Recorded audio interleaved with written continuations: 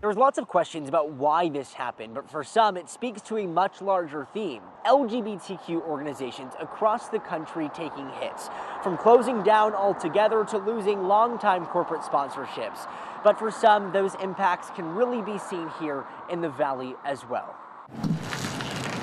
Inside these four walls, just outside of downtown Phoenix, we're doing the walkthrough for our Rainbows Festival at the end of March. Preparation is already underway.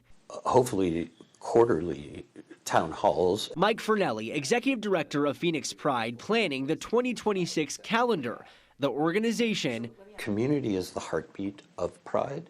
A fixture in the community, but one that's seeing rapid change. Why Tucson was so shocking is because it was just announced.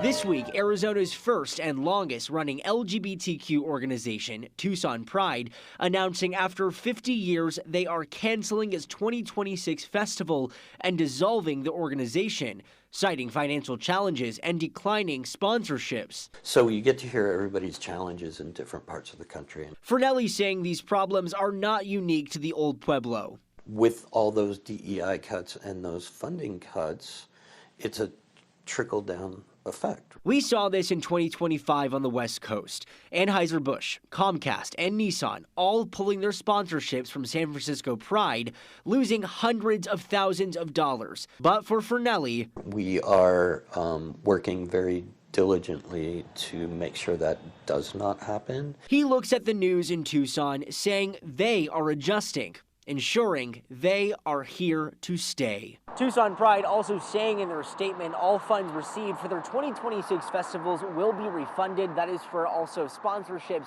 as well as vendors. In Phoenix tonight, Austin Walker for Arizona's Family.